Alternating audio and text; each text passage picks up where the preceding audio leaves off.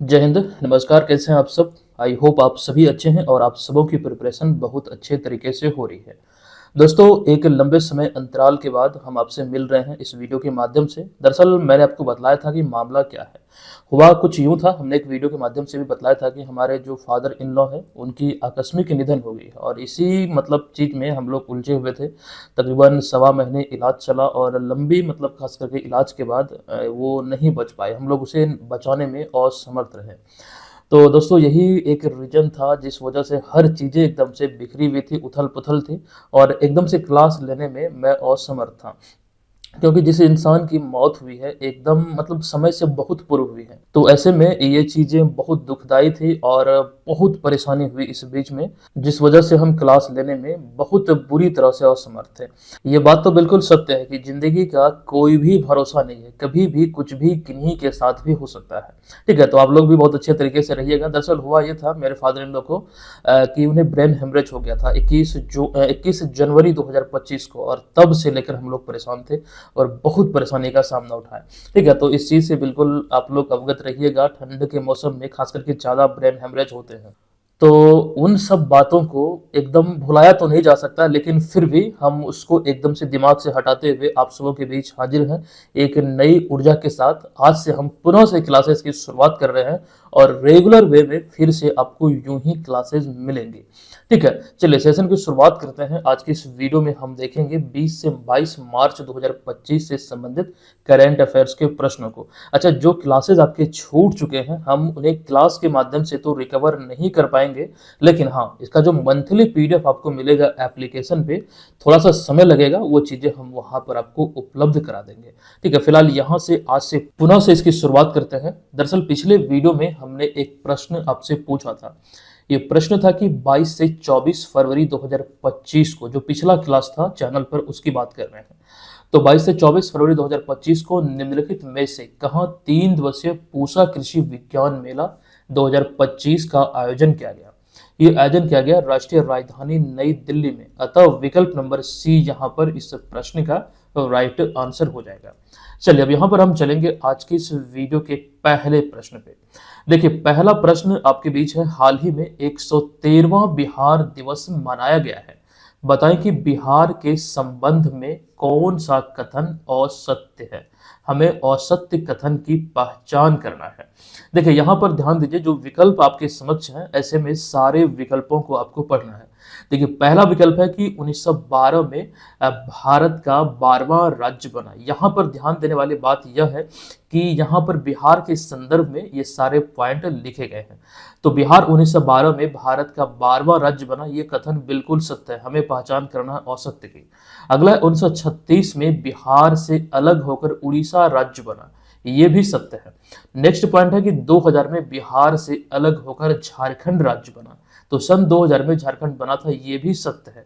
लेकिन अगला जो पॉइंट है, बिहार दिवस 2025 की जो थीम है, ये जल जीवन हरियाली, ये कथन बिल्कुल असत्य है और हमें जो यहाँ पे पहचान करना था वो असत्य की ही पहचान करना था।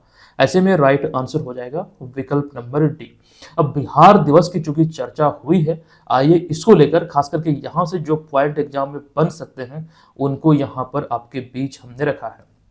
देखिए, बिहार दिवस बोले या फिर बिहार स्थापना दिवस बोले, जो कि हर साल 22 मार्च को मनाया जाता है और इस वर्ष 2025 में इसका 113वां स्थापना दिवस मनाया गया है 22 मार्च को। ये ध्यान रखिए। दरअसल राज्य सरकार के द्वारा बिहार दिवस कार्यक्रम का जो आयोजन है, यानी कि बिहार दिवस मनाने की जो शुरुआत हुई है, नीतीश कुमार के द्वारा किया गया है वो वर्ष 2010 में। ये ध्यान रखिएगा, बिहार दिवस मनाने की शुरुआत कब हुई? तो 2010 में। अच्छा, 2012 में बिहार का शताब्दी स्थापना दिवस मनाया गया, यानी कि 100 वर्ष पूरा हुआ था। लेकिन अभी 2025 में इसका 113वां स्थापना दिवस मनाया गया है। अच्छा, बिहार दिवस का जो थीम होता है या फिर जो कार्यक्रम आयोजित होते हैं वो किस विषय पर आधारित होते हैं, ये आपके एग्जाम पर्पज से काफी इंपॉर्टेंट है। यहाँ पर 2022 से लेकर 2025 तक का हमने आपके बीच रखा है। देखिए, 2022 में जो 110वां बिहार दिवस मनाया गया था उसका थीम था जल जीवन हरियाली, जो यहाँ पर आपको इस विकल्प में हमने दिया था। तो ध्यान रखिए ये 110वां बिहार दिवस 2022 की थीम था। उसके बाद नेक्स्ट साल यानी कि 2023 का जो 111वां बिहार दिवस का थीम था, ये था बिहार युवा शक्ति बिहार की प्रगति। और ये कहाँ से लिया गया था आप सभी को मालूम है, बिहार सरकार की जो 7 निश्चय योजना है, जो कि इस समय 2020 से इसका फेज 2 चल रहा है। ये बिहार सरकार की महत्वाकांक्षी योजना है 7 निश्चय। तो इसी से ये लिया गया था युवा शक्ति बिहार की प्रगति। अच्छा, पिछले साल 2024 में जो 112वां बिहार दिवस मनाया गया, इस अवसर पर कोई भी थीम निर्धारित नहीं था, क्योंकि इस अवसर पर कोई भी राजकीय उत्सव या फिर कार्यक्रम आयोजित नहीं किया गया था, जिस वजह से हमें कोई भी थीम देखने को नहीं मिलता है। लेकिन इस साल 2025 में 113वां बिहार दिवस का थीम है उन्नत बिहार विकसित बिहार। ये चीजें ध्यान रखिएगा, बहुत इंपॉर्टेंट आपके लिए हो जाती है। अच्छा, बिहार दिवस के बारे में एक जानकारी और भी आपको दे दूं। दरअसल 22 मार्च 1912 ये तिथि ध्यान रखिएगा, बंगाल प्रेसिडेंसी से अलग होकर एक स्वतंत्र प्रांत के रूप में भारत के 12वें राज्य के रूप में बिहार अस्तित्व में आया था। ये बहुत इंपॉर्टेंट पॉइंट है, ये आपको ध्यान रखना है। 22 मार्च 1912 को बंगाल प्रेसिडेंसी से अलग होकर भारत के 12वें राज्य के रूप में बिहार अस्तित्व में आया था। ये बिहार के इतिहास से यानी कि बिहार की स्थापना के इतिहास से जुड़ी हुई ये तिथि आपको ध्यान रखना है। चलिए, चूंकि बिहार की बात हो रही है तो ऐसे में एक चीज ये समझिएगा कि इस समय बिहार के वर्तमान स्वरूप की बात करें तो बिहार में 9 प्रमंडल है और जिलों की संख्या है 38। इन सभी को आपके बीच हमने रखा है। इसको याद रखने का एक ट्रिक भी हमने आपको बतलाया था। तो प्रमंडल में ये ट्रिक था, पूसा को मुंभा दंपति, पूसा यानी कि पूर्णिया और सारण, को से कोसी, और इसके बाद हमने क्या बोला, मुंभा, मो से मुंगेर, भा से भागलपुर, फिर हमने बोला दंपति, तो द से दरभंगा, म से मगध, प से पटना, ती से तिरहुत, पूसा को मुंभा दंपति। और इन सभी प्रमंडल यानी कि इन सभी डिवीजन के अंतर्गत जो जिले आते हैं वो यहाँ पर है। अच्छा, इसको भी याद रखने का एक ट्रिक हमने कई बार आपको बतलाया है। जैसे कि पूर्णिया प्रमंडल की बात करें तो इसमें 4 जिले हैं, इसको याद रखने का ट्रिक है अकीपुक, अररिया, किशनगंज, पूर्णिया, कटिहार। सारण प्रमंडल को याद रखने का ट्रिक है सासीगो, सारण, सिवान, गोपालगंज। कोसी प्रमंडल का याद रखने का जो खास करके ट्रिक है यह है ससु मधे। मुंगेर को याद रखने का ट्रिक है मुंख बे जल से। मतलब इस तरह से हमने ट्रिक बनाया है पहले पहले अक्षर को लेकर। मतलब ये थोड़ा सा पहले शुरू में याद रखने में आपको कठिनाई जरूर होगी, लेकिन एक बार दिमाग में अगर सेट हो गया तो आप इसे अच्छी तरीके से याद रख पाएंगे। अच्छा, इन सभी प्रमंडल में से सबसे छोटा प्रमंडल है भागलपुर प्रमंडल, जिसके अंतर्गत केवल 2 जिले हैं, भागलपुर और बांका। चलिए आगे चलते हैं अगले प्रश्न पे, लेकिन उससे पहले बिहार से जुड़ी हुई जो बेसिक से पॉइंट है, अच्छा ये चीजें हम आगे भी देखेंगे। चलिए यहाँ पर हम चलते हैं अगले स्लाइड पे, यानी कि अगले प्रश्न पे। अगला हमारा दूसरा प्रश्न है कि बिहार की मेजबानी में पहली बार सेपक टकरा विश्व कप चैंपियनशिप 2025 का जो आयोजन है ये निम्नलिखित में से कहाँ किया गया है। ये बिहार की मेजबानी में पहली बार इसका आयोजन हुआ है। तो राइट आंसर है पाटलिपुत्रा खेल परिसर पटना। अच्छा, अभी हाल ही में नवंबर 2024 में बिहार की ही मेजबानी में महिला हॉकी चैंपियनशिप राजगीर में आयोजित हुआ था और ये बिहार के इतिहास में पहली बार आयोजित हुआ था।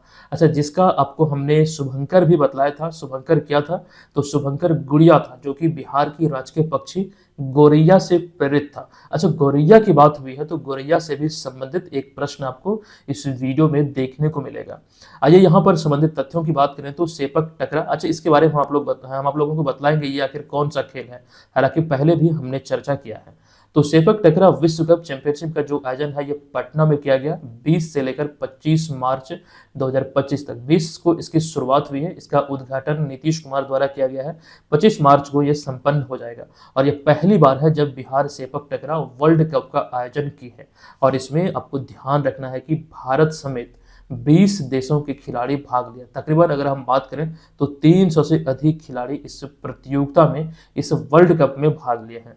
अच्छा, सेपक टकरा वर्ल्ड कप 2025 का शुभंकर जो है यह भीम, जो आप यहाँ पर इस तस्वीर में देख रहे हैं। अच्छा, यह शुभंकर जो है यह बिहार की शक्ति और गर्व का प्रतीक है, जो कि एक पशु है गौर बाइसन, इसी से ये प्रेरित है। ये आपको यहाँ पर ध्यान रखना है। ये सेपक टकरा वर्ल्ड कप 2025 के लिए निर्धारित शुभंकर है, जिसका अनावरण नीतीश कुमार द्वारा किया गया था। अब यहाँ पर सेपक टकरा की बात करें तो ये जो खेल है यह खेल फुटबॉल और वॉलीबॉल का मिश्रण है।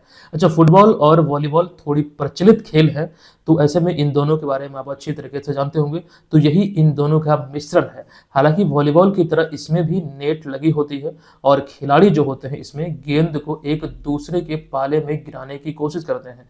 जो बीच में नेट लगा होता है और जिस प्रकार से वॉलीबॉल में जो बॉल होती है उसे दूसरे खिलाड़ी के पाले में गिराने की कोशिश करते हैं, सेम इसमें भी वैसा ही होता है। लेकिन वॉलीबॉल में हाथ का प्रयोग होता है, लेकिन सेपक टकरा में हाथ के बजाय पैर का इस्तेमाल होता है, जैसे कि यहाँ पर इस तस्वीर में आप देख रहे हैं। आई होप ये चीजें यहाँ पर क्लियर हो गई है। ठीक है, इतनी बातें ध्यान रखिए। हम चलते हैं अगले प्रश्न पे। फिलहाल यहाँ पर अगर कोई नई जानकारी निकल कर आती है तो आपको हम अवश्य बतलाएंगे। हमारा यहाँ पर अगला तीसरा प्रश्न है कि हाल ही में 20 मार्च को विश्व गौरैया दिवस मनाया गया है, जो कि प्रत्येक वर्ष अमूमन मनाया जाता है। बताएं कि किस राज्य का यह राजकीय पक्षी है। आपको मालूम होगा, बहुत आसान सा ये प्रश्न है। जो गौरैया है दिए गए विकल्पों में से बिहार की राजकीय पक्षी है, अतः विकल्प नंबर ए यहाँ पर इस प्रश्न का राइट आंसर हो जाएगा। आपको बता दूं कि प्रत्येक वर्ष विश्व गौरैया दिवस 20 मार्च को मनाया जाता है। यह दिवस लोगों में गौरैया के प्रति जागरूकता बढ़ाने और उसके संरक्षण के लिए मनाया जाता है। पहली बार विश्व गौरैया दिवस वर्ष 2010 में मनाया गया था। जिस वर्ष पहली बार 22 मार्च को बिहार दिवस मनाया गया था 2010 में ही, उसी वर्ष 2 दिन पूर्व 20 मार्च को विश्व गौरैया दिवस मनाया गया था। गौरैया पक्षी एक घरेलू पक्षी है, जो आप यहाँ पर तस्वीर में देख सकते हैं। अब यहाँ पर आपको जानकारी दे दूं कि इस वर्ष 2025 में जो गौरैया दिवस मनाया गया है, इसका थीम क्या है। तो इसका थीम है और ट्रिब्यूट टू नेचर से टाइनी मैसेंजर, यानी कि प्रकृति के नन्हे दूतों को श्रद्धांजलि। ये 2025 का इसका निर्धारित थीम है। ये चीजें यहाँ पर ध्यान रखिए। अच्छा, बिहार की ये राजकीय पक्षी है। हालांकि बिहार से जुड़ी हुई कई जानकारी और भी है राजकीय पक्षी के अतिरिक्त। राजकीय पशु की बात करें तो बैल है, राजकीय वृक्ष है पीपल, राजकीय फूल है गेंदा। अच्छा, राजकीय फूल को लेकर बहुत लोग कंफ्यूज करते हैं, ध्यान रखिएगा। राजकीय फूल बहुत लोग बोलते हैं कि कचनार है, लेकिन ये चेंज हो चुका है। राजकीय फूल जो है ये मैरीगोल्ड अर्थात गेंदा है। अच्छा, इन सभी में से राजकीय चिन्ह बहुत इंपॉर्टेंट है। आने वाले दिनों में आपसे एग्जाम में पूछा जा सकता है कि बिहार की राजकीय चिन्ह क्या है। तो 2 स्वास्तिक के बीच में बोधि वृक्ष, आप यहाँ पर इसको देख रहे हैं। 2 स्वास्तिक के बीच में जो बोधि वृक्ष यहाँ पर आपको दिख रहा है, ये बिहार के राजकीय चिन्ह को इंगित कर रहा है। ये चीजें इंपॉर्टेंट हो जाती है। अच्छा, बेसिक से जानकारी बिहार से जुड़ी हुई ये है, आपको ध्यान रखना है। इसमें एक नया बदलाव देखने को मिला है। राज्यपाल अभी नए बने हैं, राजेंद्र विश्वनाथ अर्लेकर के स्थान पर आरिफ मोहम्मद खान। ये चीजें यहाँ पर आप लोग अपडेट कर दीजिएगा। चलिए, अब यहाँ पर हम चलेंगे अगले प्रश्न पे। अगला चौथा प्रश्न है कि अंतरिक्षी यात्री सुनीता विलियम्स और क्रू 9 के अन्य सदस्य कितने महीने अंतरिक्ष में फंसे रहने के बाद हाल ही में पृथ्वी पर वापस लौटे हैं, जो कि बहुत ज्यादा खबरों का विषय है। ध्यान दीजिएगा, तकरीबन 9 महीने से अधिक समय अंतरिक्ष में फंसे रहने के बाद पृथ्वी पर वापस लौटे हैं। ये जो मिशन था ये केवल 8 दिनों का था, लेकिन इस मिशन को पूरा होने में थोड़ी तकनीकी खराबी आ गई थी, जिस वजह से इतना लंबा समय लगा है। वो सारी जानकारी अभी हम आपको देंगे। तो फिलहाल यहाँ पर 9 महीने से अधिक का समय लगा है। विकल्प नंबर डी इस प्रश्न का राइट आंसर होगा। देखिए, नासा के अंतरिक्ष यात्री सुनीता विलियम्स और उनके साथी, और ये नाम भी आपको ध्यान रखना है, बुच विल्मोर, निक हैग और अलेक्जेंडर गोर्बुनोव, जो कि 9 महीने और 13 दिन लगभग 286 दिन तक अंतर्राष्ट्रीय अंतरिक्ष स्टेशन पर रहने के बाद हाल ही में 19 मार्च 2025 को पृथ्वी पर वापस लौटे हैं। ये नाम जो यहाँ पर आपको सुनीता विलियम्स के साथ दिख रहा है इस टीम में, ये आप सभी को ध्यान रखेंगे। ये सभी नासा के अंतरिक्ष यात्री थे और एक मिशन को लेकर अंतरिक्ष गए हुए थे। अब यहाँ पर देखिए, केवल 8 दिनों का यह मिशन था। दरअसल 5 जून 2024 को ये सभी अंतरिक्ष यात्री नासा के 8 दिन के joint crew flight test mission पर गए थे। इस मिशन का उद्देश्य बोइंग के स्टार लाइनर स्पेसक्राफ्ट की एस्ट्रोनॉट्स को स्पेस स्टेशन तक ले जाकर वापस लाने की क्षमता को टेस्ट करना था। एक बेसिक सा मिशन था, जो कि इसकी क्षमता का जो स्पेसक्राफ्ट था उसका एक प्रकार से परीक्षण करना था, जो उनकी क्षमता है उसको टेस्ट करना था। लेकिन आपको यह ध्यान रखना कि 8 दिनों का ये मिशन जरूर था, लेकिन यान में गड़बड़ी के कारण ये इतना लंबा समय लग गया, जो कि 9 महीना 13 दिन का समय लग गया। 9 महीना 13 दिन, या फिर बोल सकते सकते हैं 14 दिन, कई सोर्स में आपको 14 दिन भी दिखेगा। तो इतना लंबा समय यहाँ पर अंतरिक्ष में इन सभी को रहना पड़ा था। अच्छा, यहाँ पर बात हुई है सुनीता विलियम्स की, जिन्हें आप यहाँ पर तस्वीर में देख रहे हैं। हालांकि सुनीता विलियम्स को लेकर ये तस्वीर आपने पहले कई दफा कई जगहों पर देखा होगा। सुनीता विलियम्स भारतीय मूल की अमेरिकी है। इन्हीं से जुड़ी हुई एक बेसिक सी जानकारी यहाँ पर है। तो भारतीय मूल की अमेरिकी अंतरिक्ष यात्री सुनीता विलियम्स, जो हाल ही में 5 जून 2024 को, अच्छा यहाँ पर जो तिथि हमने लिखा है ये वही तिथि है जब तीसरी बार अंतरिक्ष की ये उड़ान भरी थी। 3 बार ये अंतरिक्ष की उड़ान भर चुकी है। इससे पहले अब तक 2 बार, यानी कि इससे पहले पहली बार 2006 में, फिर 2012 में वे अंतरिक्ष की यात्रा की थी। अच्छा, सुनीता विलियम्स के जो पिता है ये मूल रूप से गुजरात के अहमदाबाद के रहने वाले हैं। ठीक है, तो ये ध्यान रखें, इनका जो पैतृक जो खास करके जगह है ये गुजरात का अहमदाबाद है। इनके पिता यहीं के रहने वाले। तो इतनी सारी बातें फिलहाल यहाँ पर आपको ध्यान रखना है। हम चलेंगे अब अगले प्रश्न पे। देखिए, 5वां प्रश्न है कि इस वर्ष कबड्डी वर्ल्ड कप 2025 का जो आयोजन है ये निम्नलिखित में से किस देश में किया गया है? कबड्डी वर्ल्ड कप 2025 का आयोजन इंग्लैंड में किया गया। अतः विकल्प नंबर बी इस प्रश्न का राइट आंसर हो जाएगा। आपको बता दूं कि कबड्डी वर्ल्ड कप का आयोजन इस बार वेस्ट मिडलैंड्स इंग्लैंड में किया गया। 17 को, यानी 17 मार्च को इसकी शुरुआत हुई थी, 23 मार्च 2025 को इसका समापन होगा। ये ध्यान रखिए। अब यहाँ पर आपको ये बता दूं कि अब पहली बार है जब इस टूर्नामेंट को एशिया के बाहर आयोजित किया गया। हालांकि अगर इस प्रतियोगिता की बात करें तो ये इसका दूसरा ही संस्करण है। यहाँ पर वो चीजें हमने लिख दिया है। यह कबड्डी वर्ल्ड कप का या फिर वर्ल्ड कबड्डी द्वारा आयोजित यह दूसरा कबड्डी वर्ल्ड कप है, ये ध्यान रखिए। और इसमें पुरुष और महिला दोनों राष्ट्रीय टीम भाग लेती है। अच्छा, इसका जो पहला संस्करण था ये तो दूसरा संस्करण है जो कि यहाँ पर वेस्ट मिडलैंड्स इंग्लैंड में आयोजित हुआ। तो इसका पहला जो संस्करण था 2019 में मलेशिया में आयोजित किया गया था, जिसमें भारत की पुरुष और महिला दोनों टीमों ने दोनों श्रेणियों में मतलब जीत दर्ज की थी। विजेता का जो पुरस्कार है वो हासिल किया था। यानी कि सबसे सफल अगर हम टीम की बात करें वर्ल्ड कबड्डी के दृष्टिकोण से तो भारतीय पुरुष और महिला टीम है। पहला संस्करण जो मलेशिया में 2019 में आयोजित हुआ था अपने नाम किया था। अच्छा, वर्ल्ड कबड्डी की स्थापना कब हुई थी, यानी कि विश्व कबड्डी का गठन कब हुआ था? तो 24 मार्च 2018 को विश्व कबड्डी का गठन हुआ था। अच्छा, इस दिन को अब विश्व कबड्डी दिवस के रूप में भी मनाया जाता है। ठीक है, ये चीज समझिएगा, ध्यान रखिएगा। अच्छा, कबड्डी जो है ये बिहार की राजकीय खेल है, जो कि बिहार से जुड़ी हुई हम लोग परीक्षाओं की प्रिपरेशन में लगे हुए हैं। तो ऐसे में आप लोगों को मालूम होगा कि कबड्डी जो है ये बिहार की राजकीय खेल है।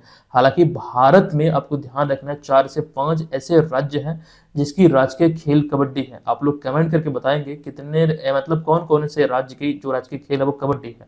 लेकिन यहाँ पर एक अतिरिक्त जानकारी मैं आपको ये दे दूं कि जो अपना पड़ोसी देश बांग्लादेश है यहाँ का राष्ट्रीय खेल कबड्डी है।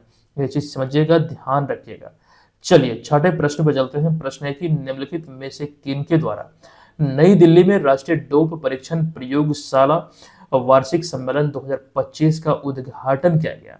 देखिए, इसका राइट आंसर है मनसुख मंडाविया के द्वारा इसका उद्घाटन किया गया है।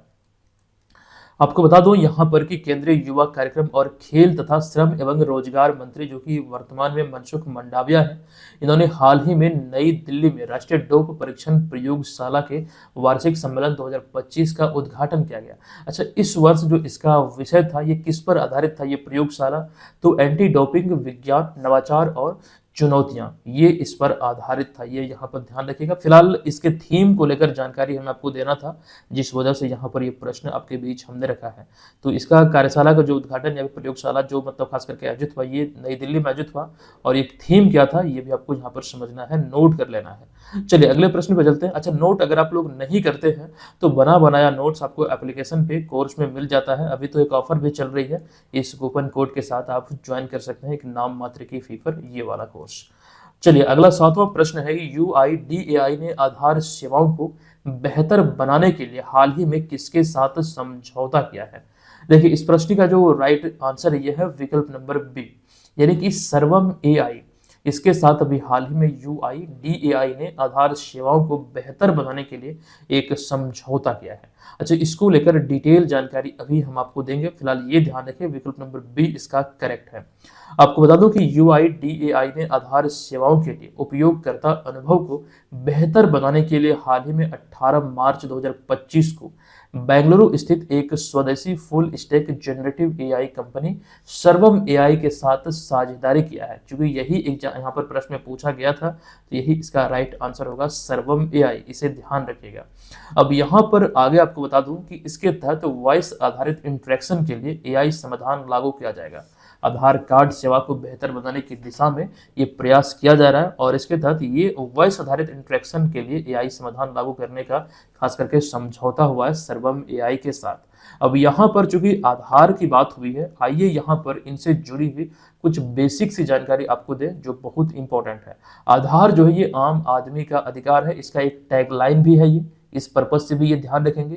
दरअसल भारत में आधार कार्ड सेवा की जो शुरुआत हुई थी आंशिक तौर पर ही सही, ये 2010 में महाराष्ट्र से हुए थे, यानी कि इसकी शुरुआत जो हुई 2010 में महाराष्ट्र से हुए थे। अच्छा, ये डेट आपको ध्यान रखना कि 29 सितंबर 2010 को पहला UIDAI, यहाँ पर ये गलत लिखा गया, आप ये भी बोल सकते हैं पहला आधार नंबर नंदुरबार महाराष्ट्र एक जगह है, यहाँ के एक निवासी को जारी किया गया था, ये ध्यान रखिए। अच्छा, आधार सिस्टम का जो जनक है ये नंदन एम नीलेकनी को कहा जाता है और इन्हें ही UIDAI का पहला अध्यक्ष भी नियुक्त किया गया था। अच्छा, आधार के बारे में एक जानकारी आपको ये भी दे दूं कि नागालैंड जो है हाल ही में आधार से जुड़ा हुआ जन्म पंजीकरण शुरू करने वाला पूर्वोत्तर क्षेत्र का पहला राज्य बना है, ये ध्यान रखिएगा। अच्छा, आधार की जो जर्नी रही है उसको लेकर एक स्लाइड अतिरिक्त यहाँ पर आपके बीच हमने रखा है।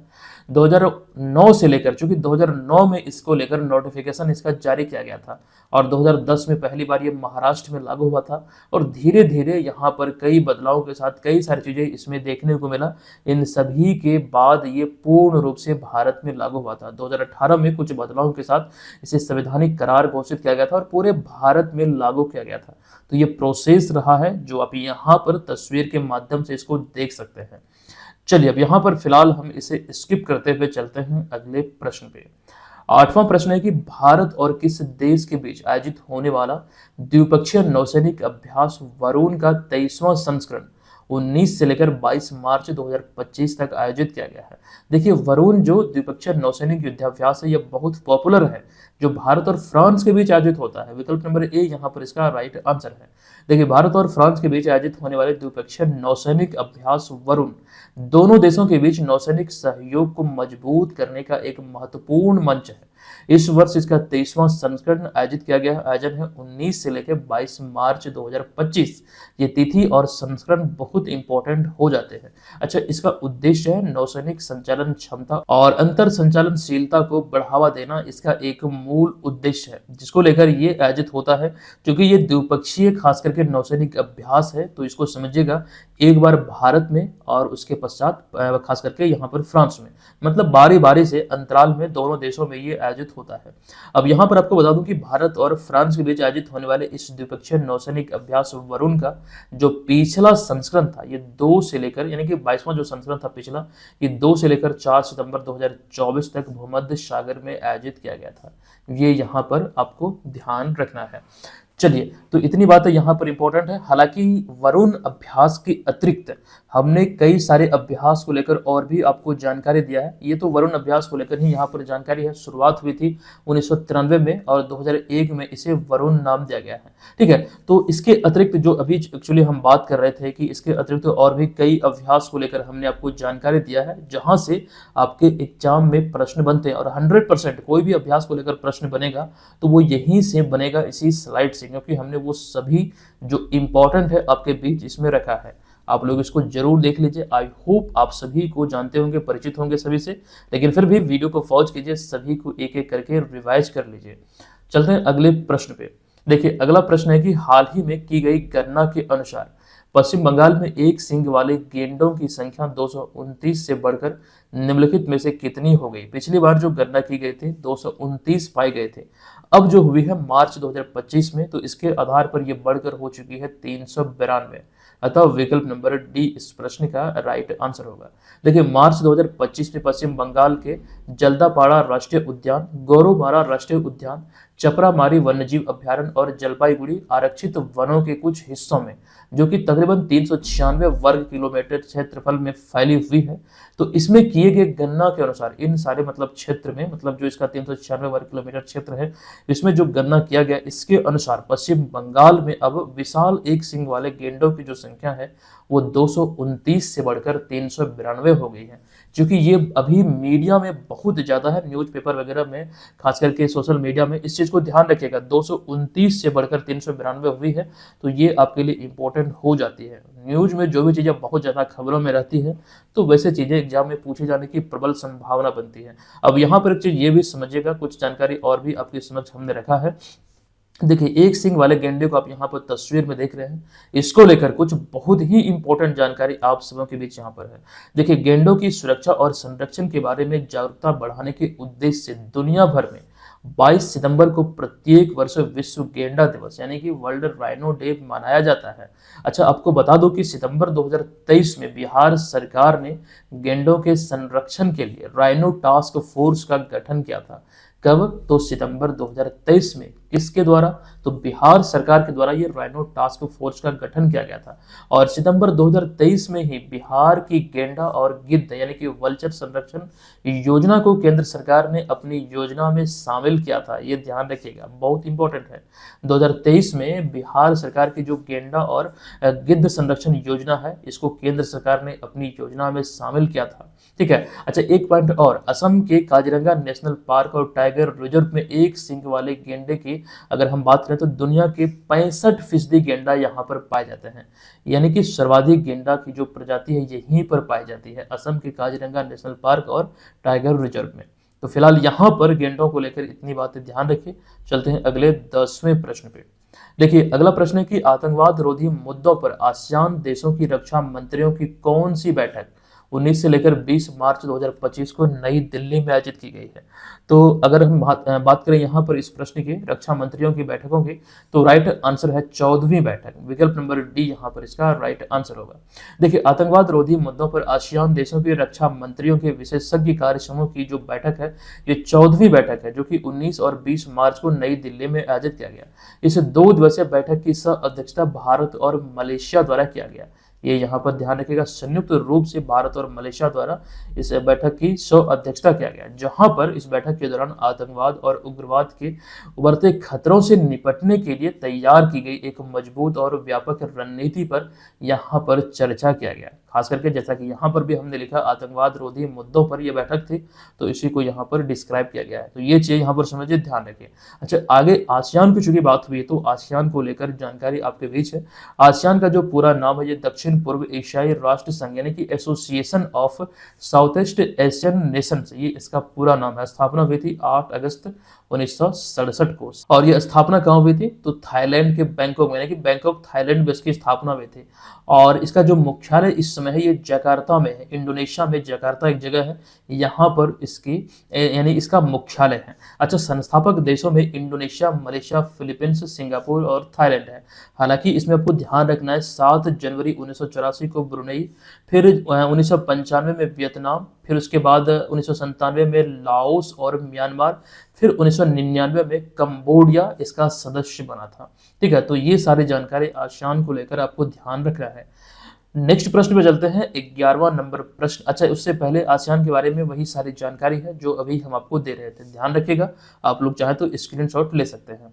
चलिए, अब यहाँ पर अगला जो प्रश्न है कि निम्नलिखित में से किस राज्य की टीम ने 2025 में 15वीं हॉकी इंडिया सीनियर महिला राष्ट्रीय चैंपियनशिप जीती है? तो हॉकी झारखंड ने इस खिताब को अपने नाम किया है, गत चैंपियन हरियाणा को हराकर। विकल्प नंबर ए यहाँ पर इसका राइट आंसर होगा। देखिए, पंचकुला हरियाणा में आयोजित प्रतियोगिता में हॉकी झारखंड ने गत विजेता हॉकी हरियाणा को हराकर 15वीं हॉकी राष्ट्रीय सीनियर महिला राष्ट्रीय चैंपियनशिप 2025 का खिताब अपने नाम किया है। ये तो यहाँ पर इंपॉर्टेंट है ही, क्योंकि ये हरियाणा को हराकर झारखंड ने अपने नाम किया है। तो ऐसे में एक पॉइंट ये भी यहाँ पर इंपॉर्टेंट हो जाती है कि हॉकी झारखंड पहली बार राष्ट्रीय चैंपियन बनी है। तो ये चीजें यहाँ पर समझना, ध्यान रखना। यहाँ पर तस्वीर के माध्यम से आप देख सकते हैं, ये इसका 15वां संस्करण था। नेक्स्ट प्रश्न पे आते हैं। 12वां प्रश्न है कि किस देश ने हाल ही में मौजी नामक दुनिया का पहला क्वांटम संचार उपग्रह लॉन्च किया है? जिसका उद्देश्य अंतरिक्ष और पृथ्वी के बीच सुरक्षित क्वांटम संचार स्थापित करना है।